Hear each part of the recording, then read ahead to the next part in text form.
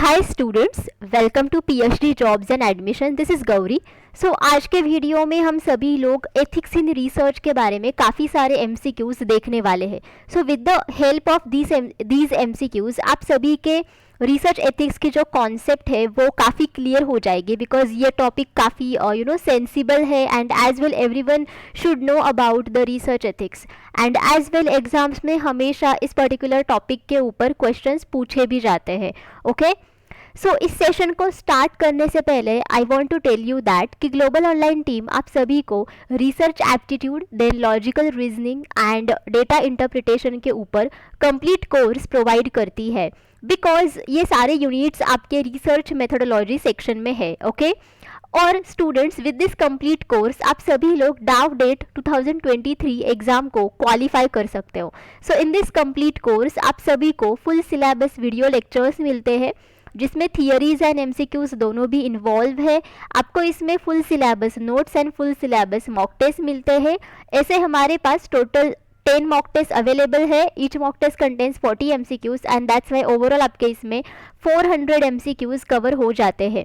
आपको इसमें 1500 से भी ज़्यादा एमसीक्यूज रिवीजन पीडीएफ मिलता है, ताकि आप सारी चीज़ें अच्छी तरीके से रिवाइज कर सको। आपकी काफ़ी कॉन्सेप्ट्स भी इसकी मदद से बिल्ड हो जाती है एंड गारंटीड आपको 80% एमसीक्यूज इसी में से ही मिलते हैं out of 100% MCQs in your entrance test. Okay, और ये जो सारा स्टडी मटेरियल है ये आपको हिंदी एंड इंग्लिश ये दोनों ही लैंग्वेजेस में मिलता है। सो अगर आप कंप्लीट कोर्स को परचेस करना चाहते हो देन आप ग्लोबल ऑनलाइन ऐप डाउनलोड कीजिए, जिसके लिए मैंने लिंक इस वीडियो के डिस्क्रिप्शन बॉक्स में आप सभी के साथ शेयर की है, या फिर आप इनमें से किसी भी नंबर्स पर जाकर व्हाट्सएप थ्रू मुझे कॉन्टैक्ट कर सकते हो। And the course fees are only 699 rupees, तो काफ़ी कम है। And that's why students global online team आप सभी को 100% गारंटी देती है कि विद दिस कोर्स आप सभी लोग डाव डेट 2023 इस एग्जाम को तो क्वालिफाई करोगे ही, बट उसी के साथ आप सभी लोग इंटरव्यू सेशंस को भी क्वालिफाई करोगे। Fine. So students, let us start with our today's session. So first question is identify the core principles of ethical research. So हमें यहाँ पे ethical research के core principles को identify करना है। So पहला ऑप्शन है consent, care and confidence. Second is consent, friendly and caring. Consent, anonymity and confidentiality. Then consent, payment and performance. So students, the core principles of ethical research are consent, anonymity and confidentiality. देखो, consent का मतलब होता है informed consent. सो इसका मतलब होता है कि पार्टिसिपेंट्स को सब जानकारी हमें देनी चाहिए कि ड्यूरेशन क्या है ट्रीटमेंट की, देन पार्टिसिपेंट्स के ऊपर क्या ट्रीटमेंट की जाने वाली है इन द रिसर्च। ओके, सो सब इंफॉर्मेशन हमें पार्टिसिपेंट्स को देनी चाहिए। एंड बाद में पार्टिसिपेंट्स हमें कंसेंट देते हैं कि whether they want to participate in the study और नॉट। एनोनिमिटी का मतलब होता है कि पार्टिसिपेंट्स की जो आइडेंटिटी होती है वो रिसर्चर को काफ़ी समय तक पता नहीं होती है कि वो इज़ दैट पार्टिसिपेंट और नॉट। ओके, एंड कॉन्फिडेंशियलिटी का मतलब होता है कि we should keep all the personal details of the participants confidential. Okay, and that's why these are the 3 core principles of ethical research. Research is not considered ethical if it. So research ये हम सभी लोग ethical consider नहीं करते हैं जब। So let us see the options. Is not of a very high standard, मतलब ये अगर हाई स्टैंडर्ड नहीं है तो। Tries to prove a particular point. Okay, so अगर ये ट्राई करता है ताकि वो पर्टिकुलर पॉइंट को प्रूव कर सके। Does not investigate the data scientifically, अगर वो डेटा को साइंटिफिकली इन्वेस्टिगेट नहीं कर रहा है तो। Does not ensure privacy and anonymity of the respondent. So students, the correct answer is 4, because अगर हम सभी लोग रिसर्च में प्रिवेसी एंड एनोनिमिटी को अगर एंश्योर नहीं करते हैं then obviously it would be unethical, right? And that's why ऐसा रिसर्च एथिकल नहीं माना जाता है। Okay, research ethics do not include. So इनमें से कौन सा ऑप्शन ऐसा है जो रिसर्च एथिक्स का पार्ट नहीं है? इंटीग्रिटी। इंटीग्रिटी का मतलब होता है अखंडता और कंटिन्यूटी। ऑनेस्टी यानी कि आप सभी को पता है व्हाट इज ऑनेस्टी. ऑब्जेक्टिविटी यानी कि fairly, whatever you are doing which is unbiased and आप फेयरली कर रहे हो. And subjectivity. Okay, so students the correct answer is 4 because subjectivity ये रिसर्च एथिक्स का पार्ट नहीं है. Because subjectivity is basically relevant to human behaviour और you can say कि सोसाइटी. सो जैसे कि देखो सभी का जो बिहेवियर होता है वो पर्सन टू पर्सन चेंज हो जाता है, यानी कि यहाँ पे कोई भी ऑब्जेक्टिविटी नहीं रहती है. But the most important thing that we should consider in research ethics is objectivity, कि आप सारे चीज़ें आप फेयरली करो. बट सब्जेक्टिविटी में हम ऐसा नहीं कर सकते because it depends on the situation, person, right. And that's why the correct answer is 4. Integrity तो होनी चाहिए रिसर्च एथिक्स में, राइट. ऑनेस्टी होनी चाहिए. Okay, good research ethics means, good research ethics का मतलब क्या होता है. सो यहाँ पे आपको 4 एग्जाम्पल्स और यू कैन से कि सिचुएशंस दिए हैं. सो अकॉर्डिंग टू दैट आपको बताना है कि इनमें से कौन सा गुड रिसर्च एथिक है, कौन सा नहीं है. Assigning a particular research problem to one PhD और research student only. Submitting the same research manuscript for publishing in more than one journal. Not disclosing the holdings of shares or stocks in a company that sponsors your research. Discussing with your colleagues confidential data from a research paper that you are reviewing for an academic journal. Okay, so the correct answer is 1 because एक research problem हम लोग एक ही PhD या फिर research student को assign करते हैं. Because research problem ये हमेशा नया और यू कैन से कि नॉवल होना चाहिए, it should be unique. And that's Y एक ही रिसर्च प्रॉब्लम बार बार नहीं किया जाता है. ओके, एंड दैट्स वाई एक रिसर्च प्रॉब्लम हमेशा एक ही PhD या फिर रिसर्च स्टूडेंट को दिया जाता है. सो this is the example of good research ethics. Okay, and एक ही रिसर्च मैन्यूस्क्रिप्ट हम लोग एक से ज़्यादा जर्नल में पब्लिश के लिए नहीं देते हैं. सो अगर आप देंगे देन इसका मतलब होता है कि you are doing a plagiarism और यू कैन से कि you are doing self plagiarism, यानी कि आप आपका खुद का रिसर्च जो है और रिसर्च वर्क जो है वो आप दूसरे किसी भी जर्नल में पब्लिश करने के लिए दे रहे हो जो एक्चुअली पहले से ही किसी और जर्नल ने पब्लिश किया हुआ है. ओके, सो ये तो नहीं हो सकता. एज वेल जो कंपनी होती है, ओके, एंड फॉर एग्जांपल अगर कंपनी है एंड उस पर्टिकुलर कंपनी ने आपको फंडिंग्स प्रोवाइड किए हैं for your research, but still आप आपके रिसर्च में उसको एक्नॉलेज नहीं कर रहे हो, देन ये गलत है. We should acknowledge. सो ये गुड रिसर्च एथिक्स हो ही नहीं सकता, राइट. सो ये भी नहीं आएगा. एंड एज वेल किसी का भी कॉन्फिडेंशियल डेटा हमें किसी के भी साथ शेयर नहीं करना चाहिए without their permission. Okay, so ये भी अनएथिकल है. So that's why the correct answer is 1. Next is which one of the following belongs to the category of good research ethics.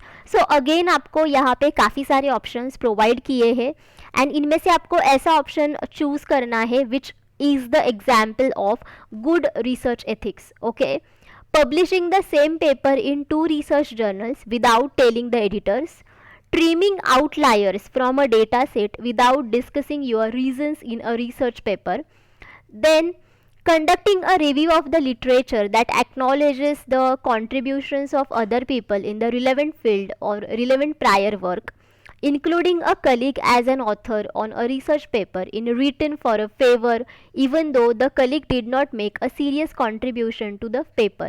So students, the correct answer for this is 3 because पहला तो option हमने पहले ही question में discuss किया था कि एक से ज़्यादा रिसर्च जर्नल्स में हम लोग एक ही पेपर को पब्लिशिंग के लिए नहीं दे सकते, right.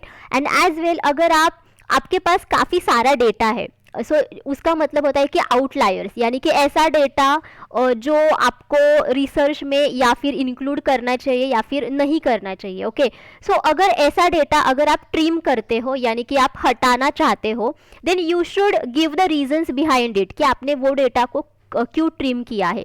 So if you don't give the reasons then it would be unethical. Okay, that's why ये भी अनएथिकल है. Then as well this one, fourth option. Okay, so अगर आप कलीग को इंक्लूड कर रहे हो in your research paper, but still उसने अगर आपको कंट्रीब्यूट नहीं किया है रिसर्च वर्क में, but still you are including his or her name, then obviously this thing is unethical. जिन्होंने आपको वाकई में हेल्प किया है, जिन्होंने वाकई में आपको कंट्रीब्यूट किया है, उन्हीं का नाम आपको रिसर्च पेपर में लिखना चाहिए, बाकी किसी का भी नहीं. ओके, सो ये भी अनएथिकल हो गया, and that's why the third option is only the ethical one. Okay, ethical norms in research do not involve guidelines for. so जो ethical norms होते हैं, यानी कि जो ethical principles होते हैं रिसर्च में, ओके, ऐसे ethical principles में किसके लिए गाइडलाइंस नहीं है, मतलब कॉपीराइट के लिए गाइडलाइंस नहीं है, यानी कि आई मीन टू से कि एथिकल गाइडलाइंस नहीं है, थीसिस फॉर्मेट के लिए एथिकल गाइडलाइंस नहीं है, या फिर पेटेंटिंग पॉलिसी के लिए नहीं है, या फिर डेटा शेयरिंग पॉलिसीज के लिए नहीं है. सो students, the correct answer is second, thesis format. देखो, कॉपीराइट के लिए तो एथिकल गाइडलाइन है कि आप कॉपीराइट मत करो. सो अगर आप करोगे देन इट मीन्स दैट आपने प्लाजियारिज्म किया है, मतलब आपने कॉपी किया है किसी दूसरे आदमी का या फिर पर्सन का work, like that, right. Patenting policy यानी कि फॉर एग्जाम्पल अगर किसी भी पर्सन का या फिर साइंटिस्ट का खुद का पेटेंट है, okay, and that particular patent अगर मैं मेरे नाम से बता रही हूँ कि this is my patent, then obviously ना you are copying someone's patent, right, और you are telling that that patent is mine. So this is wrong. Okay, and that's why patenting policy के लिए भी एथिकल नॉर्म्स है, ethical guidelines है, right. Data sharing policies के लिए भी काफ़ी सारे गाइडलाइंस है कि आपको डेटा, किस प्रकार का डेटा आपको शेयर करना चाहिए, कब करना चाहिए, with which person's permission, without permission. So ये सब गाइडलाइंस उसमें भी होते हैं. बट थीसिस फॉर्मेट के लिए ऐसा कोई भी गाइडलाइन नहीं है, because ethical guideline thesis format के लिए नहीं है. Okay, there is only a scientific method कि आपको किसके साथ थीसिस लिखना है. इट्स नॉट लाइक कि वहाँ पे कोई एथिकल गाइडलाइन है, ऐसा कुछ भी नहीं है. And that's why the correct answer is second. Which among the following is a feature of ethical neutrality. Okay, so इनमें से कौन सा ऑप्शन ऐसा है जिसका फीचर एथिकल न्यूट्रलिटी है. ओके, सो मतलब इक्वल एथिकल चांसेस, और it has a neutral ethical terms and all the things. Okay, deduction है, या फिर एक्सपीरियंस है, या फिर इंडक्शन है, या फिर साइंटिफिक मेथड है. देखो, ऑप्शंस देख के ही हमें समझ में आता है कि what should be the answer, right. That's why the correct answer is scientific method. Because देखो, साइंटिफिक मेथड ये हमेशा सिस्टमैटिक होती है, it has the proper steps from beginning to the end, right. And that's why scientific method has the ethical neutrality. Okay, deduction, ये तो actually deduction ये research methodology का एक पार्ट है, और यू कैन से कि रिसर्च मेथड्स का part है. ओके, एक्सपीरियंस यानी कि वॉट एवर वी एक्सपीरियंस, हमारे जो एवरीडे लाइफ के या फिर कोई भी वर्क आप करो उसके एक्सपीरियंसेस. इंडक्शन ये भी एक रिसर्च मेथड का पार्ट है. सो एंड आप सभी को पता है what is deduction, what is induction. So इसमें अगर आपको कोई डाउट है आप मुझे कमेंट सेक्शन में बताओ, या फिर this is homework to all of you. Okay, which of the following ideas is not associated with the stance of situation ethics. so इनमें से कौन सा आइडिया ऐसा है जो सिचुएशन एथिक्स के साथ एसोसिएट नहीं करता है. So whether it is anything goes, मतलब कोई भी चलेगा, anything goes, then principled relativism, then the end justifies the means, and no choice. So students, the correct answer is first, that is anything goes. so anything goes is not associated with the stance of situation ethics, because देखो, principled relativism ये situation ethics के साथ काफ़ी कुछ associate करता है. As well the end justifies the means का मतलब होता है कि जो आपके रिसर्च के रिजल्ट्स होते हैं, those results should justify your objectives of the research problem. Okay, so that means कि अगर आपके रिसर्च के रिजल्ट्स अगर जस्टिफाई नहीं करते हैं with your research problem objectives, then obviously आपने रिसर्च एथिकली नहीं किया है, ऐसा इसका मतलब होता है. ओके, एंड नो चॉइस यानी कि रिसर्च एथिक्स को फॉलो करने के अलावा रिसर्चर के पास कोई भी दूसरा ऑप्शन नहीं है. He does not have any other choice. Okay and that's why all of these three ideas ये तीनों भी आइडियाज सिचुएशन एथिक्स के साथ एसोसिएट करती है, बट एनीथिंग गोज ये आइडिया नहीं करती है. Okay, Which of the following is not an ethical guideline for conducting research with humans? So इनमें से कौन सा ऑप्शन ऐसा है जो एथिकल गाइडलाइन नहीं है? ओके, जब भी आप ह्यूमंस के साथ रिसर्च करते हो. So first of all, getting informed consent of the participants, telling participants that they must continue until the study has been completed, keeping participants' identity anonymous, telling participants that they are free to withdraw at any time. So students, obviously the correct answer is second, because देखो participants से तो हमें informed consent लेना ही चाहिए, and that too यहाँ पे तो आप humans के साथ study करना चाहते हो. So obviously humans are able to give you informed consent, right? So ये तो option नहीं आएगा. एज वेल आपको पार्टिसिपेंट्स की आइडेंटिटी भी एनोनिमस रखनी चाहिए, यानी कि आपको उनकी आइडेंटिटी कॉन्फिडेंशियल, मतलब रिसर्चर को भी पता नहीं होना चाहिए कि पार्टिसिपेंट्स की आइडेंटिटी क्या है. एज वेल पार्टिसिपेंट्स को आपको ये भी बताना चाहिए कि they are free to withdraw at any time, because कई बार क्या होता है कि ऐसे पार्टिसिपेंट्स भी होते हैं those are not comfortable with the treatment, right? So ऐसे समय पे उनको लगता है कि yes we should withdraw from the study. So yes, and at that time they have the full freedom to withdraw from the study. आप participants को ऐसा फोर्स नहीं कर सकते हो कि you should do this treatment or you should do this study for longer period of time till the research ends or not. Okay, and that's why the correct answer is second. Okay, because आप participants को ऐसा force नहीं कर सकते हो कि आपको ये स्टडी कंटिन्यू ही करना है until the study has been completed. Okay, that's why the correct answer is second, because इससे क्या होगा, इसका मतलब ये होगा कि आप पार्टिसिपेंट्स को फोर्स कर रहे हो. You should not force them, right?